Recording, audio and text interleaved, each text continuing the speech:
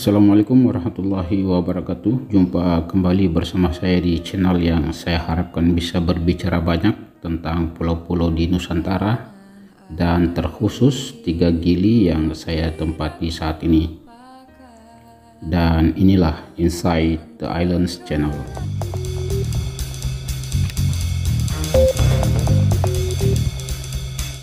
Semesta menyingkap alur cerita penyelesaian sengketa lahan di Gili Trawangan ini yang berjalan di balik punggung polos masyarakat Gili Trawangan.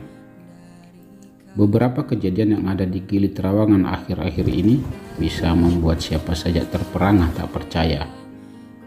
Namun seperti itulah faktanya. Lembaran media pun hanya bisa pasrah menerima goresan berbagai narasi oleh penulisnya sebagai sajian pembelajaran publik. Masih lekat tinta media dan terngiang penyampaian Gubernur NTB Bapak Zulkifli Mansyah, baik yang disampaikan langsung saat pertemuan dengan warga maupun melalui media-media, bahwa tidak ada warga Gili Trawangan yang akan dikeluarkan dari pulau ini. Dan kita tidak mau ada satupun masyarakat Gili, terutama rakyat kami ini, yang akan terusir, terganggu keberadaan. Namun, benarkah kata manis itu? Karena sejarah mencatat dengan apik skema yang diterapkan pemerintah untuk menuntaskan kasus sengketa lahan ini, namun hasilnya seperti meludahi matahari di siang bolong. Masyarakat Gili yang pada akhirnya terpojok atas nama undang-undang, iktikat baik dan kepolosan masyarakat sebagai warga negara yang menghendaki kebaikan pulau ini masih juga dijadikan tunggangan para pengusung kepentingan. Dan akhirnya insiden Plang Aset dan Katara pun pecah mencuat ke permukaan. Dua insiden baru-baru ini bisa disebut interupsi semesta pada proses yang sedang berjalan. Hal ini menyingkap skenario penyelesaian kasus Gili Trawangan yang kata pemerintah sudah sesuai koridor hukum yang benar. Namun fakta di lapangan lagi-lagi berbeda. Surat perjanjian pemanfaatan lahan yang diperlihatkan pada insiden Katara menjadi bukti adanya agenda busuk pengusiran warga dari lokasi lahan yang telah ditempati puluhan tahun lamanya secara perlahan. Pemerintah provinsi pada kasus ini yang bergandengan mesra dengan pihak asing dinilai telah mencederai dan semena-mena merampas hak rakyat. Tindakan ini dikritik sebagai tindakan yang tidak terpuji untuk dilakukan pada warga lokal yang sudah berjasa merawat dan mengembangkan Gili Trawangan hingga seperti saat ini. Karena kami punya legal juga, tidak ada pengadilan yang mengatakan ini batal. Dia yang mengatakan secara subjektif bahwa ini batal. Apa kapasitasnya membatalkan produk hukum negara kita? Mereka ini orang entah berantas kemudian membatalkan produk hukum kita. Di mana? Tidak ada. Adalah asing yang baru saja datang kemarin mendapat gelaran karpet merah untuk menguasai lahan di Gili Trawangan. Dan parahnya lagi, warga lokal yang telah puluhan tahun menempati lahan tersebut yang kemudian dijadikan tumbal, dicap oknum ilegal atau pengusaha ilegal. Lantas salahkah masyarakat bila sakit hati dan marah diperlakukan seperti ini? Ternyata tak itu saja, diduga seperti kasus Katara. Ada 11 titik kata pemerintah yang dipending dan sedang dicarikan solusi penyelesaiannya. Ini ribet, kata mereka. Padahal ada skema penyelesaian mudah, tapi kerannya ditutup sehingga tidak mengalir, mengurai dan membasuh debu dasar sengketa. Masyarakat asli mau diusir sama turis-turis yang datang sekarang ini. Batalkan HPL-nya, SHM-kan lahan ini demi keadilan rakyat lalu terbitkan SHGB di atas SHM pada lokasi warga yang kebetulan sedang dikerjasamakan dengan pihak asing. Terapkan royalti atas HGB tersebut serta jenis pajak lainnya sesuai aturan undang-undang. Warga, pengusaha lokal, investor lokal maupun investor asing membayar pajak sesuai porsinya masing-masing. Penyewa yang akan menggunakan lahan itu, dia akan bisa mendapatkan HGB, itu yang akan bisa diolah oleh negara. Dan kemudian pajak penghasilannya bisa juga didapatkan oleh negara. Pemprov tidak akan kehilangan aset karena tanah dan rakyat kedua-duanya aset Pemprov, asetnya pemerintah, asetnya negara. Investor hanya akan tinggal jika menguntungkan cuan dan pergi entah kemana jika tak lagi ada cuan. Mikirnya sederhana saja.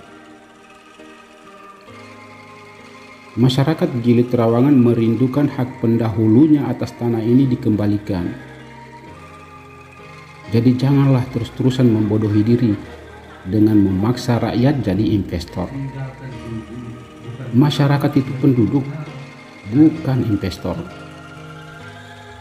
Di tengah-tengah masyarakat Gili, ada yang mata pencahariannya petani, ada nelayan, ada buruh pelabuhan, dagang sosis, dagang jajan, kopi keliling, warung nasi campur, kios rumahan, pemulung montir sepeda, kusir, karyawan, kapten but, peternak rumahan, dan lain-lain sebagainya.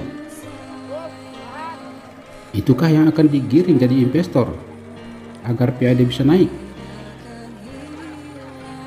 Brother dan sisterku yang di pemerintahan, duduk dan renungkanlah sejenak. Renungkan betapa panjang dan melelahkannya perjuangan masyarakat Gili Trawangan demi mendapatkan haknya. Tengoklah sejarah kelam Orde Baru di atas lahan 100 hektar ini. Indikasi KKN atas subjek lahan HGU, peralihan hingga transaksi lahan HGU di bawah tangan, indikasi penelantaran lahan HGU yang berujung haknya dicabut di tahun 93, permohonan hak legalitas masyarakat di rentan waktu 80-an hingga 90-an mestinya menjadi prioritas kala itu. Namun Pemprov lebih memilih berpihak pada investor yang digadang-gadang lebih bermodal, menjadi awal mula petaka penggusuran tahun 91. Rumah tempat tinggal masyarakat dibuat rata dengan tanah. Perintah pengosongan lahan yang disertai iming-iming ganti rugi yang tidak sepadan, intimidasi fisik dan verbal. Masyarakat tidak berdaya. Hanya derai air mata kepedihan melihat rumah-rumah mereka dihancurkan. Diduga lahan ini dilaporkan sebagai tanah negara yang kosong agar memenuhi syarat kelayakan penerbitan HPL guna memuluskan rencana jahat PT GTI menguasai lahan negara ini. Terbitlah HPL 93 untuk Pemprov NTB, kemudian menyusul HGB untuk PT GTI di tahun 96. Kolaborasi buruk Pemprov NTB dan GTI membawa institusi independen negara menilai adanya kerugian negara karena hanya mendapatkan royalti 22,5 juta per tahun di lahan 65 hektar. PT GTI dinilai wan prestasi, lalu kontrak kerjasama produksi Pemprov NTB dan PT GTI diputus oleh Menteri Investasi. Menyusul hak HGB-nya dibatalkan beberapa waktu kemudian.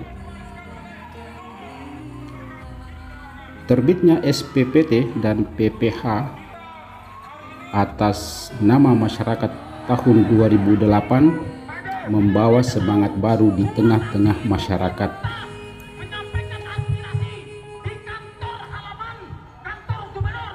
Berjerih payah swadaya untuk turut andil membangun negara dengan membayar pajak hingga miliaran rupiah per tahun.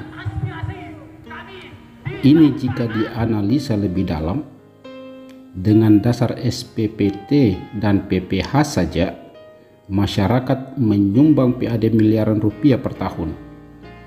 Bagaimana kalau jeripayah pembangunan pariwisata mandiri oleh masyarakat diapresiasi dengan hadiah legalitas hak milik sebagai rasa terima kasih pemerintah pada rakyat yang mandiri? Tentu PAD akan jauh lebih besar karena keterjaminan hak masyarakat ada.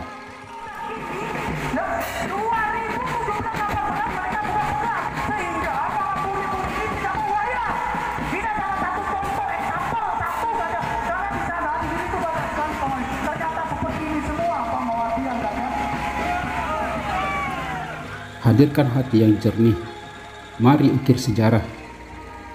Tuntaskan masalah ini sekarang, agar tidak menjadi dosa jariah pada pemerintah berikutnya.